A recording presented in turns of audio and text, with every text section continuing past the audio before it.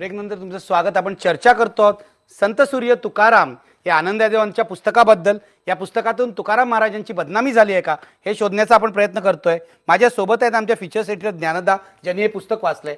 ज्ञानदा, मला तुला असं विचारायचंय की डॉक्टर सदानंद मोरे काय म्हणाले तू ऐकलंस. त्यांच्या मते हे सगळं खोटं लिहिलेलं आहे. माझे प्रश्न दोन आहेत. हे खोटं आहे की नाही यावर आनंद यादव बोलतील. त्याला इतिहासाचा आधार नाही असं मोरे सरांचं म्हणणं आहे. मोरे सरांविषयी सगळ्या महाराष्ट्राला आदर आहे, ते अभ्यासक आहे. मला तुला असं विचारायचं आहे, समजा तुकाराम महाराज असतील, आणखीन कोणी महामानव असेल, ते माणूस असताना, महामानव नसताना, मानव असताना प्रेमात पडले असं लिहिणं आक्षेपार्ह आहे का? त्यामुळे त्यांची बदनामी होते का? इतिहासाचा अर्थ कसा लावायचा याचं एक अस्मितेच्या राजकारणामध्ये प्रचंड प्रमाणावर राजकारण होतं. हे जे पुस्तक लिहिताना आनंद यादवांची भूमिका आहे की आधुनिक माणसाला मी तुकाराम त्याला समजावा म्हणून मी हे पुस्तक लिहिलेलं आहे. आणि त्याच्यासाठी त्यांनी त्याच्या अनेक चरित्रातले काही प्रसंग घेऊन त्याचं एक पुनर्रचना, पुनर्मांडणी अशी त्यांनी केलेली आहे. ही पुनर्मांडणी करताना त्यांनी स्वतःचे जे मनात त्यांच्या कल्पना विश्वात त्यांना जे वाटलं की सामान्य माणूस म्हणून मी तुकाराम महाराजांना कसं रंगवावं तेही त्यामध्ये घातलेलं आहे. याच्यामुळे भावना दुखावण्याची शक्यता आहे का? परंपरेत जे तुकाराम महाराजांना देवस्वरूप मानतात किंवा त्यांच्या शब्दांना त्यांच्या भावना दुखावू शकतात. आपल्या देशात भावना कशाही निमित्ताने दुखावू शकतात. भावना दुखावण्याचा माझा मुद्दा हा नाहीये. माझा मुद्दा हा आहे की महामानव प्रेमात पडत नाहीत का? असे पडले तर त्यांची बदनामी होते का? नाही. आणि माझाही त्यामुळे एक वाचक म्हणून याच्यामध्ये अशी माझा मुद्दा आहे की अशा तऱ्हेचं पुस्तक कितीही जरी तुम्हाला आवडलं नाही, पसंत पडलं नाही, तरी ते जाळणे किंवा त्या लेखकाचे पुतळे जाळणे किंवा छावा संघटनेसारख्या संघटनांनी किंवा शिवसेनेनी किंवा कुठल्याही संप्रदायाने याच्याबद्दल एक अतिशय टोकाची आणि जी तुकाराम महाराजांच्या उदारमतवादालाही शोभत नाही अशी जाळपोळीची भूमिका घेणं ही मला अयोग्य वाटतं. ह्या पुस्तकावर वाद होऊ शकतात. ही कादंबरी म्हणून उत्कृष्ट दर्जाची कादंबरी नाही, अत्यंत सामान्य कादंबरी आहे, परंतु ती जाळावी का? तर परंतु महापुरुषांविषयी असं लिहिण्याचा अधिकार लेखकांना असावा का? का अजिबात नसावा? लेखकांनी गप्प बसावं. मी आता जातोय मोरे सरांकडे. मोरे सर, मला तुम्हाला असं विचारायचंय, बंदी घालावी काय? यावेळेस तुमचं उत्तर आम्ही त्या बातमीत ऐकलेलं आहे, बंदी घालू नये म्हणून. तुम्ही बंदीच्या बाजूचे नाही आहात. पण मला तुकाराम महाराजांपुरतं मर्यादित न ठेवता शिवाजी महाराज असो, डॉक्टर आंबेडकर असो किंवा कोणताही महापुरुष असतो, माणूस म्हणून त्यांचे गुणदोष दाखवणं, त्यांची प्रेमप्रकरणं दाखवणं किंवा इतर काही प्रकरणं त्यांच्या आयुष्यातले अध्याय दाखवणं हे स्वातंत्र्य लेखकाला का असू नये? नाही, असावं ना निखिलजी. मी अशा स्वातंत्र्याचा पुरस्कार करतो, पण तसं असलं पाहिजे ना प्रेम प्रकरण. जे नव्हतंच मुळात, आगा जे घडल्याची नाही त्याची वार्ता पुससी काही, ते त्यांच्यावरती तुम्ही का म्हणून लागता? म्हणजे अशा प्रकारची एखादी गोष्ट तुकाराम महाराजांच्या आयुष्यात घडली असती तर ती नोंदवायला माझी काहीच हरकत नाही. पण जे कधी घडलंच नव्हतं ते केवळ शक्यतेच्या पातळीवरती, हे चुकीचं आहे ना. हा दुसऱ्याच्या संदर्भामध्ये शक्यतेचे कल्पनाविलास करण्याचा अधिकार कुणी दिला तुम्हाला?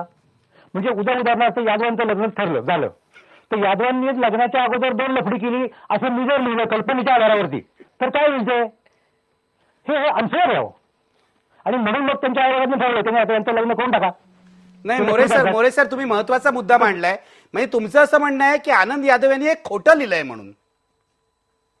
एक्झॅक्टली. तुमचा विरोध प्रेम प्रकरण खरी असतील तर लिहायला नाहीये. तुमचं म्हणणं आहे की ज्या कुठल्या सगळ्या महापुरुषांना सामान्य पुरुषांप्रमाणे प्रेम करण्याचा अधिकार आहे, तो आपण त्यांच्याकडून निर्णय घेऊ शकत नाही. पण जर त्यांनी केलं नसेल तर तुम्ही हे कशासाठी कल्पना?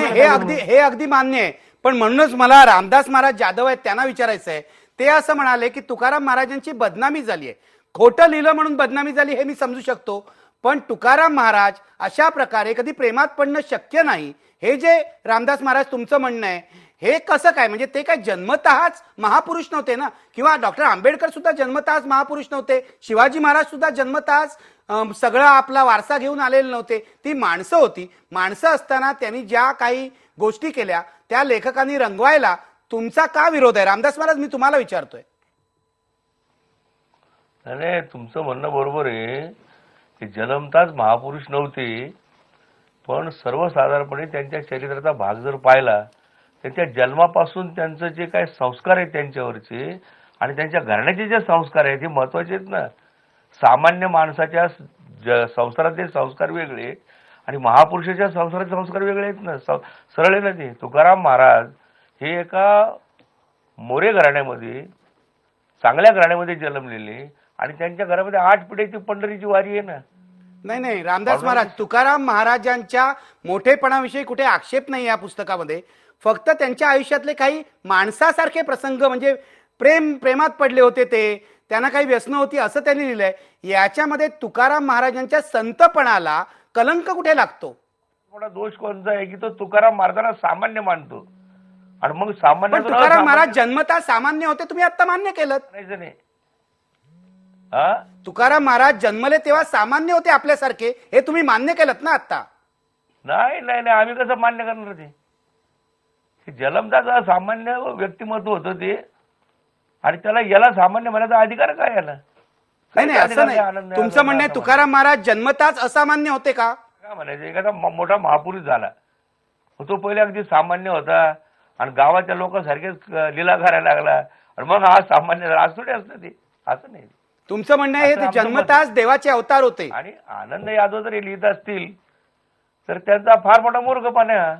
नाही तो मूर्खपणा आहे की नाही हे आपण तपासतो आहोत. पण माझ्या प्रश्नाचं उत्तर द्या रामदास महाराज. मी अत्यंत नम्रपणे विचारतोय, तुमचं म्हणणं आहे की तुकाराम महाराज हे जन्मताच देवाचे अवतार होते का? हो, होते ना. प्रश्न आम्ही वारकरी संप्रदाय मानतोच ते. मी जातोय डॉक्टर सदानंद मोरे यांच्याकडे. हा महत्वाचा प्रश्न आहे. मोरे सर, मला तुम्हाला थेट प्रश्न विचारायचा आहे. ही वारकरी संप्रदायाची अंधश्रद्धा नव्हे का? नाही अंधश्रद्धा नाहीच ना. वारकरी संप्रदाय मुळात अंधश्रद्धेच्या विरुद्ध आहे ना. असं काय करतात? मोरे सर, मला तुम्हाला विचारायचंय. ते म्हणतात अंधश्रद्धा नाहीये. मला संशोधक म्हणून तुम्हाला विचारायचंय. म्हणजे तुमचा मुद्दा मान्य आहे की आनंद यादव खोटे असतील तर त्यांना थांबवलं पाहिजे, पण ही आता जे म्हटलं जात आहे की ते जन्मतःच महापुरुष होते, ही वारकरी संप्रदायाची अंधश्रद्धा नाही का? मोरे सर, जरा तुम्ही उत्तर द्या. नाही अजिबात नाही. रामदास महाराज जरा थांबा, मोरे सरांना बोलू द्या. असतो ना, हा मी बोलतो. कुठलाही संप्रदाय असतो, धर्म संप्रदाय, तो काही श्रद्धांच्या वरती आधारित असतो. तसं वारकरी संप्रदायामध्ये श्रद्धा आहे की तुकाराम महाराज जे होते ते उदाहरणार्थ नामदेवांचा अवतार होते, आणि खुद्द तुकाराम महाराजांनी त्या प्रकारच्या काही गोष्टी ध्वनित केलेल्या आहेत. पण हा मुद्दा इथे येतच नाही माझ्या समजुतीप्रमाणे. माझं म्हणणं काय माहिती का, की ते सामान्य असामान्य महापुरुष सामान्य पुरुष कसे काय असणार, जे नाही घडलेलं ते तुम्ही कुठल्या आधारावरती हे करता, आणि तुम्ही वास्तववादी कादंबरी म्हणता, ह्याच्यावरती माझा मुख्य आक्षेप आहे. म्हणजे मला उलट मोरे सर, हे बरोबर आहे, तुमचा आक्षेप मान्य आहे. यावर वाद घालता येईल, यावर चर्चा करता येईल. पण वारकरी संप्रदायाचा जो आक्षेप आहे की ते जन्मतःच महापुरुष होते, याविषयी तुमच्यासारखे संशोधक त्यांनी बोलायला हवं. तेही अंधश्रद्धा नाहीये का? हो, नाही बोलवलं पाहिजे ना. वारकरी संप्रदायाची ती धारणा आहे, आणि प्रत्येक धर्म संप्रदायाला तशा धारणा असतात. ही अंधश्रद्धा नाहीये का मोरे सर? एखाद्या संप्रदायामध्ये मोरे सर, मी धारणा तुम्ही म्हणताय, मी विचारतोय ही अंधश्रद्धा नाहीये का? नाही अंधश्रद्धा म्हणणार नाही मी तिला. का? श्रद्धा ना. ठीक आहे, हे मोरे सरांचं मत आहे. आपण यावर चर्चा पुढे चालू ठेवणार आहेत. चर्चेनी समाज पुढे जात असतो. दंग्या धोप्यांनी, बंदी घातल्यानी किंवा हिंसा केल्यानी नाही, हे वारकरी संप्रदायाने सुद्धा लक्षात घेतलं पाहिजे, आणि छावासारख्या संघटनांनी लक्षात घेतलं पाहिजे. आनंद यादवांचं पुस्तक चूक असेल तर ते नाकारायचा अधिकार लोकांना आहे, पण तो शांततेच्या मार्गाने. मी चर्चा पुढे चालू ठेवणार आहे. ब्रेकपूर्वी आपण बघूया आपला प्रश्न. महापुरुषांबरोबर आपण फार हळवे झालो आहोत का? पडद्यावर बघू शकता तुम्ही.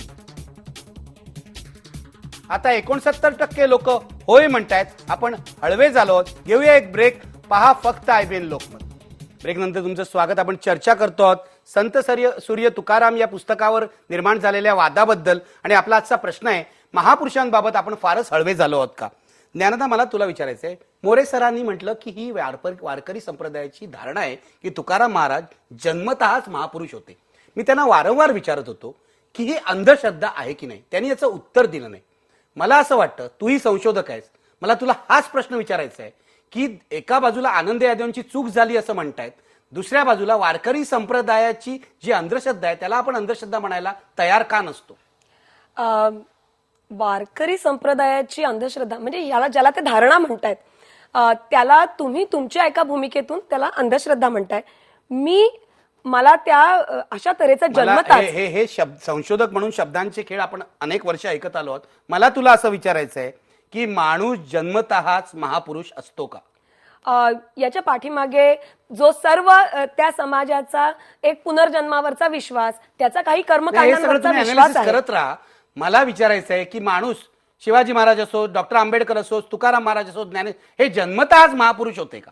आज आधुनिक समाजामध्ये आपण त्यांना जन्मताच ते माणूस होते आणि त्याच्यानंतर ते माणसा म्हणून मधून महामानव झाले. हा प्रवास आज आधुनिकतेच्या संदर्भात जरी आपण मानत असलो तरी ज्या परंपरा आहेत, माझा मुद्दा अजून एक आहे त्यातला, की वारकरी समाजाची ही श्रद्धा किंवा अंधश्रद्धा किंवा धारणा जरी असली तरी वारकरी समाजा संप्रदायातल्या आज जातीयतेबद्दल आम्ही बोलतो का? तिथल्या जातीय राजकारणांबद्दल बोलतो का? तिथल्या संघटनांबद्दल आणि त्यांच्या अंतर्गत राजकारणाबद्दल बोलतो का? आणि ह्या छावा, संभाजी ब्रिगेड या सर्व संघटना ज्या जातीय नकाशाचा एक भाग आहेत, त्यांच्याबद्दल आम्ही काय भूमिका घेतो? आणि म्हणून त्यांनी जेव्हा एखाद्या पुस्तकाची जाळपोळ केली जाते तेव्हा त्याला वेगळ्या राजकारणाच्या संदर्भात तपासावं लागेल. त्यांच्या श्रद्धांना किंवा आधुनिकतेच्या भाषेमध्ये जर त्यांना अंधश्रद्धा म्हणायचं असेल, त्यांनाही क्वेश्चन करून सुद्धा त्यांच्याकडे आपल्याला एक राजकारण म्हणून बघावं लागेल. खूप महत्वाचा मुद्दा आहे. मी जातोय पुन्हा एकदा रामदास महाराज जाधव यांच्याकडे. रामदास महाराज, हे वारकरी संप्रदायाचं राजकारण आहे का? नाही, याच्यामध्ये राजकारणाचा काही संबंध नाहीये. हा राजकारणाचा भाग नसून हा तुकाराम महाराजांवर असणाऱ्या अपार श्रद्धेचा भाग आहे.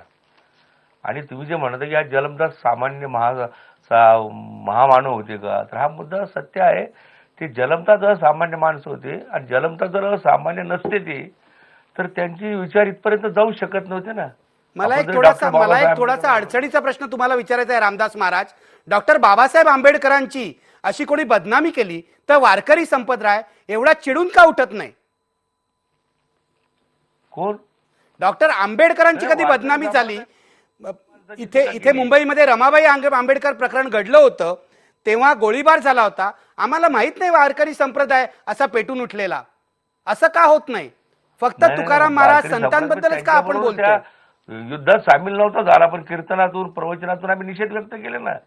पण बंदी घालायची, काही ताबडतोब काही करा, रस्त्यावर उतरू, ही भाषा वारकरी संप्रदायाने केली नव्हती डॉक्टर बाबासाहेब आंबेडकरांबद्दल कधी. आणि भाषा वापरा म्हणजे कसं आहे की शेवटी पुस्तक छापल्या गेलं, विकल्या गेलं, लोकांपर्यंत गेलं ते.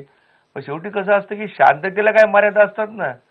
तुकाराम महाराज असो, ज्ञानेश्वर महाराज असो, एकनाथ महाराज असो, कुठलाही संत जरी राहतो शेवटी त्याला मर्यादा असतात ना. शेवटी महाराजांनी म्हटलेलं आहे की भले देऊ काशीची लंगोटी, प्रसंगाला तर आम्ही आमच्या कमरेला सोडून देऊ. पण जर तुम्ही नाठाळ असला तर तुम्हाला भाषा काठीची समजणार, त्याला काय करणार आता? असा प्रश्न काय काय उपस्थित होतो. त्या मताचे आम्ही नाही, पण शेवटी त्याचा प्रश्न उद्भवतो. जरी संभाजी ब्रिगेड असलं, छावा असलं, ह्या लोकांनी काय राजकारण म्हणून काम केलेलं नाही. तुकाराम महाराज असण्याच्या त्यांच्या भावना आहे, त्यांचं प्रेम आहे, व्यक्त करण्याकरता त्यांनी तो उपक्रम केलेला आहे. अच्छा, मला मोरे सरांना विचारायचा हाच प्रश्न. ते म्हणतात त्याच्यामागे राजकारण नाहीये. मोरे सर, तुम्ही काय म्हणाल? नाही, या काही राजकारणाचं काही कारण नाही. म्हणजे कुठल्या अर्थाने कारण नाही की वारकरी संप्रदाय आपण बघतो की आतापर्यंत तसं राजकारणापासून अगदी अलिप्त आहे. कुठल्याही पक्षाशी त्याची अशी बांधिलकी नाहीये. म्हणजे व्यक्तिगत कुणी कुठल्या पक्षाला मतं वगैरे देत असतील, परंतु प्रत्यक्ष राजकारणात पडून पुढारीगिरी करून किंवा निवडणुकीत सुद्धा अजून कोणी वारकऱ्यांच्या पैकी सरळ उभं राहिलेले असं दिसत नाही. त्यामुळे निदान वारकरी संप्रदाय हा पूर्णपणे काय म्हणतात त्याला राजकारणापासून अलिप्त आहे, ही याची मी ग्वाही देऊ शकतो. अगदी. मला हा कार्यक्रम आता संपवायचा आहे. शेवटी ज्ञानदा, मी तुझ्याकडे येतो. अधिक व्यापक प्रश्न मी विचारतो. हे सगळं म्हणजे एखाद्या माणसाने, एखाद्या लेखकाने अगदी आपण असं म्हणू मूर्खपणा करून वाईट पुस्तक लिहिलं तरी सुद्धा लोकशाहीमध्ये ते जाळा, बंद करा, त्याचे पुतळे जाळा, हे योग्य आहे का? हे थांबवायचं कसं? थोडक्यात सांग.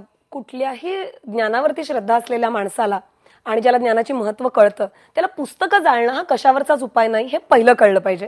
त्यामुळे तो उपाय नाही. हे पुस्तक अतिशय सामान्य आणि मर्यादा असलेलं आहे आणि त्याच्यावरती त्या भूमिकेचा पुनर्विचार कदाचित यादवांना करावा लागेल जर त्यांनी ठरवलं तर, कारण त्यांनी स्वतःच याला वास्तववादी यादवांबरोबर जाहीर चर्चेला तयार व्हायला पाहिजे.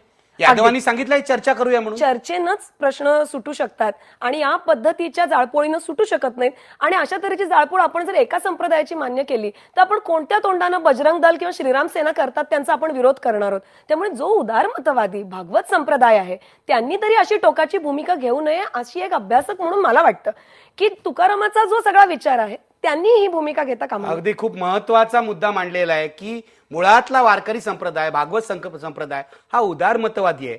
त्यांनी जाळपोळीची, बंदीची भाषा करणं हे त्या संप्रदायाच्या तत्वांनाच हरताळ फासण्यासारखं आहे. याचा विचार झाला पाहिजे. आनंद यादवांनी चुकीचं काही केलं असेल, चुकीचं पुस्तक लिहिलं असेल, खोटं लिहिलं असेल तर त्याचा प्रतिवाद करता येतो, कायदेशीर मार्ग आहेत. परंतु लोकशाहीचा गळा घोटला जाईल असं काहीही होता कामा नये, हिंसाचार होता कामा नये. शेवटी मी पुन्हा एकदा आपला प्रश्न घेतो, महापुरुषांबाबत आपण फार हळवे झालो आहोत का? पडद्यावर पाहू शकता आता 70% लोक म्हणतायत आपण हळवे झालो आहोत. संघटना रस्त्यावर उतरतायत पण लोकांना ते मान्य नाही. सगळ्यांनीच त्याचा शांतपणे विचार करायला पाहिजे. तुकाराम महाराज हे संत सूर्य होते, खरंच मोठे होते. त्या एकूणच जागतिक वाङ्मयामध्ये तुकाराम महाराजांचं स्थान हे फार मोठं आहे. पण त्यांना महामानव ठरवताना आपण लहान मानव होतो आहेत का याचा प्रत्येकाने विचार केला पाहिजे. धन्यवाद. पहा फक्त IBN लोकमत.